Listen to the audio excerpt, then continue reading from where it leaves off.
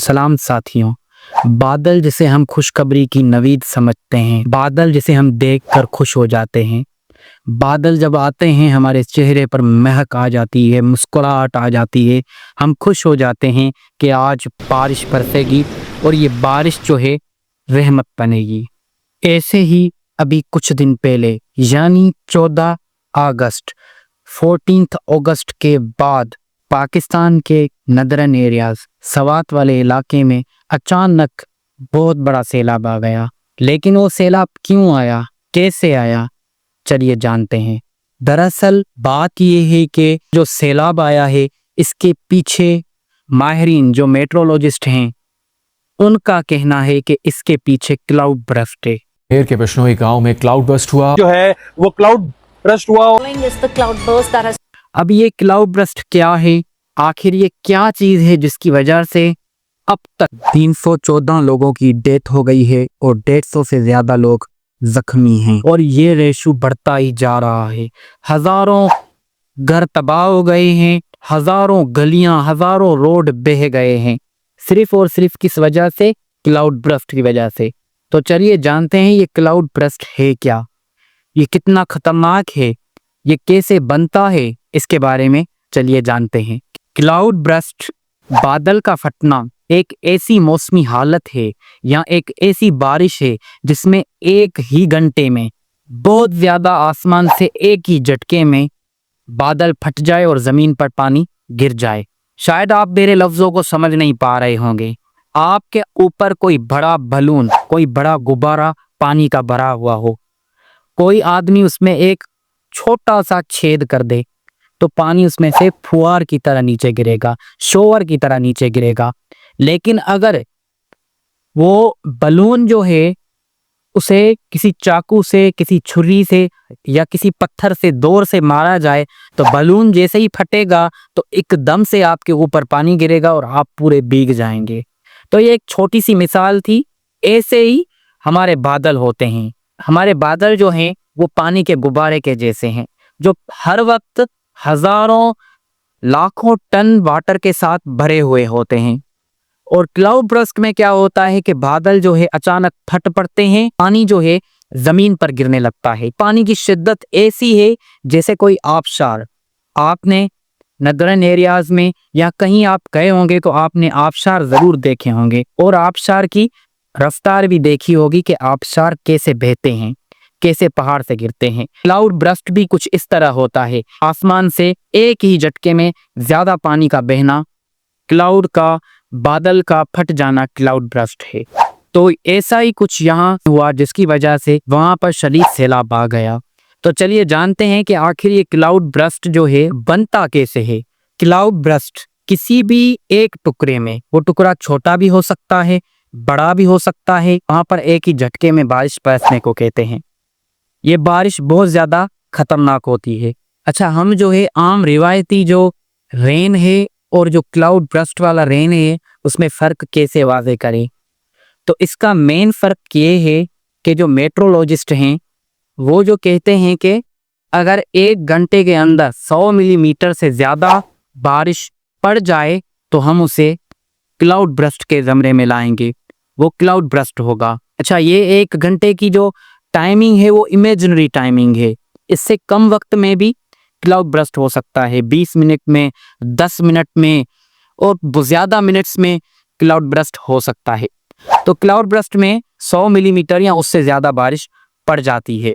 100 millimetre से जो कम होगी तो वो क्लाउड बर्स्ट में नहीं आती, लेकिन अगर इससे ज़्यादा हुई तो वो क्लाउड बर्स्ट में है। अब क्लाउड बर्स्ट जो है वो बहुत ज़्यादा खतरनाक होता है। आमतौर पे जो हम रेन में देखते हैं कि छोटे छोटे बारिश के ड्रॉप्स नीचे गिर रहे होते हैं या फिर स्पीड से पानी जो है फुहारे की तरह नीचे गिर रहा होता है, लेकिन क्लाउड बर्स्ट में ऐसा नहीं होता। क्लाउड बर्स्ट को हम ऐसे ले सकते हैं कि पूरी की पूरी बाल्टी जैसे ऊपर गिर रही हो। बाल्टी की मिसाल तो छोटी है, लेकिन क्लाउड बर्स्ट में जो पानी होता है वो इससे ज्यादा होता है। अभी ये क्लाउड बर्स्ट बनने के रीजंस कौन से हैं? क्लाउड बर्स्ट बनने के पीछे 3 मेन रीजंस हैं जिसकी वजह से क्लाउड बर्स्ट बनता है। आमतौर पर क्लाउड बर्स्ट हमेशा माउंटेन रेंजेस में बनता है, हिमालयाज, हमारे पाकिस्तान के नदरन एरियाज, वहाँ पर जो है क्लाउड बर्स्ट ज़्यादातर बनता है। क्लाउड बर्स्ट बनने का सबसे पहला जो रीज़न है वो है वायलेंट अपड्राफ्ट। अब वायलेंट अपड्राफ्ट क्या है? हम इसे आम लफ्ज़ों में ये कह सकते हैं कि बहुत ज़्यादा गर्म और नमी वाली हवाओं का ऊपर जाना। आपको पता है कि ज़मीन पर जब गर्मी पड़ती है तो ज़मीन पर जो पानी होता है समुंदर में, दरियाओं में या नदी नालों में, लेक्स में, रिवर्स में, वो पानी जो है बाफ बनता है, उसमें एवापोरेशन होती है और वो एवापोरेशन जो है हवा में मिल जाती है, जिसे हम वाटर वेपर्स बोलते हैं। अब ये वाटर वेपर्स हवा में पहले से मौजूद होते हैं।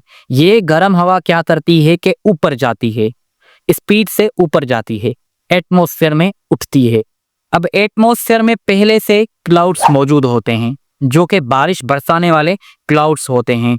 अब बारिश बरसाने वाले क्लाउड्स जो हैं उनको कहीं जाकर बारिश बरसानी होती है, लेकिन जब जो ज़मीन पर खतरनाक किस्म की नरम और गर्म हवा ऊपर जाती है तो वो बादलों को और ज़्यादा ऊपर ले जाती है, जहाँ पर वो जो है ज़्यादा से ज़्यादा वज़नी होते जाते हैं, क्योंकि हवा में एक वक्त में ड्रॉपलेट्स की शक्ल में भी हज़ारों लाखों टन जो है पानी मौजूद होता है। और जब वो हवा ऊपर जाती है तो ठंडी होती है, जब ठंडी होती है तो उसी हवा से छोटे छोटे बड़े बड़े बादल बनते हैं, क्लाउड्स बनते हैं। अब जाहिर है बादल बनेंगे तो दूसरे बादल से मिलेंगे, तो ये बादल मिल मिल के बड़े बादल बन जाते हैं। अब जो नीचे से गर्म हवा जा रही होती है वो बादलों को ऊपर कर रही होती है, और दूसरी जो हवा है ऊपर जाने के बाद जो है वो ठंडी हो जाती है। ठंडी होते ही वो क्लाउड्स में तब्दील हो जाती है, और जब क्लाउड्स बन जाते हैं तो जाहिर है उनका वज़न भी बढ़ेगा। आप खुद सोचें, अगर हम एक गिलास में हद से ज़्यादा पानी भर दें तो वो पानी बाहर निकलेगा, गिरेगा। तो ऐसे ही क्लाउड्स जो हैं वो सख्त नहीं होते, उनके अंदर भी बहुत ज़्यादा पानी होता है। फिर क्या होता है कि जब बादलों में बहुत ज़्यादा वज़न बढ़ जाता है, उनके अंदर बहुत ज़्यादा पानी जमा हो जाता है, और उस पानी के जमा होने से बादलों में ये ताकत नहीं रहती कि वो पानी को रोक सकें, और फिर क्या होता है कि वो नीचे से जो हवा बादलों को ऊपर कर रही होती है, बादल उस हवा को भी रिजेक्ट करते हैं, बरसना शुरू कर देते हैं। मुझे यहाँ पर इस्तेमाल करना चाहिए लफ्ज़ फटना, क्योंकि वो बादल जो है फट जाते हैं और फट के स्पीड से जो पानी है वो ज़मीन पर गिरता है, और इस ज़मीन पे पानी के गिरने को जो है क्लाउड बर्स्ट बोला जाता है, और वो जैसे ही नीचे गिरता है तो ख़तरनाक तबाही ला देता है। दूसरे नंबर पर जो रीज़न है वो है ओरोग्राफिक लिफ्ट। अब ओरोग्राफिक लिफ्ट क्या है? ओरोग्राफिक लिफ्ट के समझने से पहले आपको पहाड़ी इलाकों का दौरा करना होगा। आपने पहाड़ी इलाके देखे तो होंगे किसी मूवी में, किसी वीडियो में, या कभी आप घूमने गए होंगे, तो आपने देखा होगा कि बादल जो है पहाड़ों के बीच से पहाड़ों को लग रहे होंगे। तो दूसरा रीज़न क्लाउड बर्स्ट का यही है। इसमें क्या होता है कि जब ज़मीन से गर्म हवा, जो ह्यूमिडिटी वाली वाटर वेपर्स वाली हवा होती है, वो गर्म हवा ऊपर जाती है तो उन बादलों को, जो बादल पहाड़ को लग रहे होते हैं, तो उनमें वो लगती है। उस हवा के लगने से नीचे जो हवा का टेम्परेचर गर्म होता है वो ऊपर जाते ही हवा ठंडी हो जाती है, और जैसे ही ठंडी होती है तो जाहिर है हवा के अंदर भी वाटर वेपर्स मौजूद हैं, वो क्लाउड्स में मिल जाते हैं।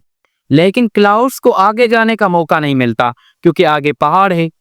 तो ऐसे में क्या होता है कि क्लाउड्स का जो वज़न है वो बढ़ता जाता है, क्लाउड्स के अंदर जो पानी की तादाद है वो बढ़ती जाती है। ऐसे होते होते कुछ वक्त के बाद, घंटों के बाद या दिन के बाद, जब क्लाउड्स के अंदर बहुत ज़्यादा पानी जमा हो जाता है तो एक ऐसा मौका आता है जब क्लाउड्स के अंदर पानी को जमा करने की जो ताकत है वो ख़त्म हो जाती है। अच्छा, वो ताकत क्यों ख़त्म होती है? जब नीचे गर्मी ज़्यादा बढ़ जाती है, जब नीचे से हवा ऊपर जाती है तो क्या होता है कि वो ठंडी हो नहीं पाती, और क्लाउड्स तो पहले ही वज़नी होते हैं। तो इस सूरत हाल में वो हवा क्या करती है, क्लाउड्स को जो है बर्स्ट करा देती है। क्लाउड्स में बहुत ज़्यादा वज़न बढ़ जाता है जिसकी वजह से क्लाउड बर्स्ट हो जाता है, बहुत ख़तरनाक पानी गिरता है बादलों से। ये क्लाउड बर्स्ट का दूसरा रीज़न है। क्लाउड बर्स्ट का सबसे आखिरी और सबसे इम्पोर्टेंट रीज़न जो कि पूरी दुनिया को ही हर तरह से परेशान कर रहा है, वो है ग्लोबल वार्मिंग, दुनिया का गर्म होना।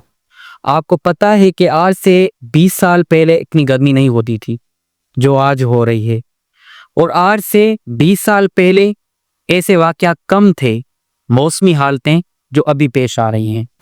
दिन ब दिन जैसे टाइम गुजर रहा है दुनिया गर्म हो रही है और क्लाइमेट चेंज जो है बढ़ रहा है। तो इस क्लाइमेट चेंज बढ़ने की वजह से आपको पता है कि गर्मी जब बढ़ेगी, सूरज की तपिश जब बढ़ेगी, जब ओजोन लेयर जो है उस तरह से काम नहीं करेगी, तो जाहिर है वो किरणें, वो सूरज की जो गर्मी की किरणें हैं वो जाहिर है समंदर पर लगेगी, लेक्स पर लगेंगी, रिवर्स पर लगेंगी। तो इस सूरत हाल में जितनी ज़्यादा गर्मी, जितनी ज़्यादा शिद्दत से वो जो सूरज की किरणें पानी पर लगेंगी, तो वहाँ पर गर्मी पैदा होगी, और उस गर्मी की वजह से हवा में एवापोरेशन, भाप का अमल जो है वो ज़्यादा बढ़ेगा।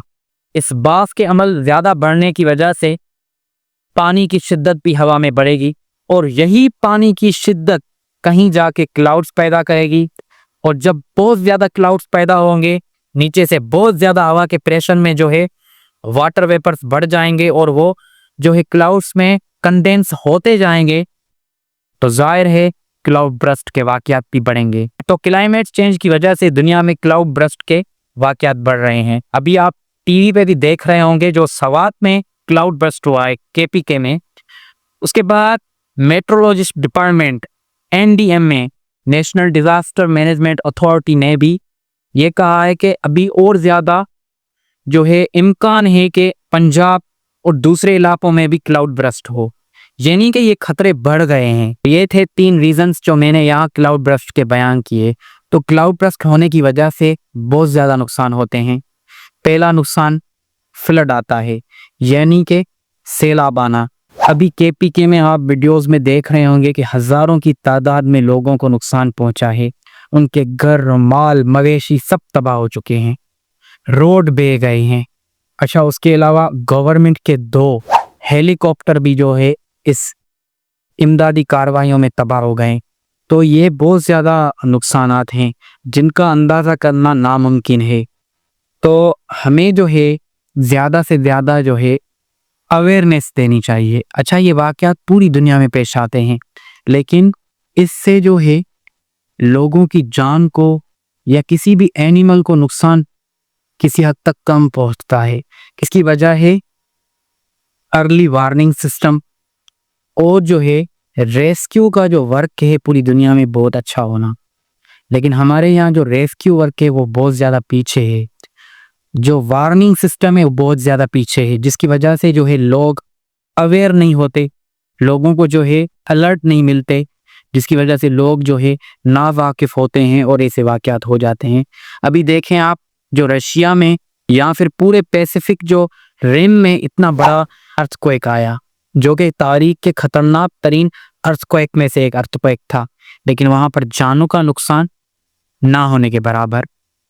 कुछ लोग ज़ख्मी हुए हैं, हाँ बाद में वो ज़ख्मी उनकी डेथ वगैरह हुई हो तो वो अलग बात है, लेकिन उस वक्त गवर्नमेंट जो है उनको बचाने में पूरी तरह 100% सक्सेसफुल रही। लेकिन यहाँ पर हमारे पास जो है जो वार्निंग सिस्टम्स हैं वो बहुत ज़्यादा ओल्ड हैं, यहाँ ना होने के बराबर हैं। तो हमें अपने वार्निंग सिस्टम्स को जो है अपग्रेड करना चाहिए। हर तरह से लोकल जो है अथॉरिटीज़ को जो है आवाम को ये बताना चाहिए कि किस वक्त यहाँ पर क्या मौसमी हालात हो सकते हैं, ख़ास तौर पर नदरन एरियाज़ में जहाँ पर ऐसे वाक़यात होते रहते हैं। इससे पहले भी एक वाक़या हुआ है जो दरियाए सवात वाला, ऐसे वाक़यात हमारे यहाँ रोज़ होते रहते हैं। दूसरी बात है आवाम की जो है लागर्जी, हम लोग जो हैं वो कानून को फॉलो नहीं करते, या फिर जो है हम जो नदरन एरियाज़ में सबसे ज़्यादा जो सैलाब में सपोर्टिव थिंग होती है वो है ट्रीज़, बड़े बड़े दरख्त। वो बड़े बड़े दरख्त जो है सैलाब को रोकते हैं, लेकिन हम वो काट रहे हैं, इसकी वजह से भी काफ़ी नुकसानात हो रहे हैं। तो ये सारी जो चीज़ें हैं हमें इन पर जो है ध्यान देना चाहिए, कंसीडर करना चाहिए। अगर मेरी वीडियो आपको अच्छी लगी तो मेरे यूट्यूब चैनल को सब्सक्राइब करें, वीडियो को लाइक करें, शेयर करें, और फेसबुक पे मुझे फॉलो करें टिकटॉक पे मुझे लाइक करें, फॉलो करें। और आपके दिल में अगर कोई भी सवाल है, साइंटिफिक क्वेश्चन है, तो ज़रूर कमेंट सेक्शन में पूछिए। मैं कोशिश करूँगा कि उसका जवाब दे सकूँ। Thank you.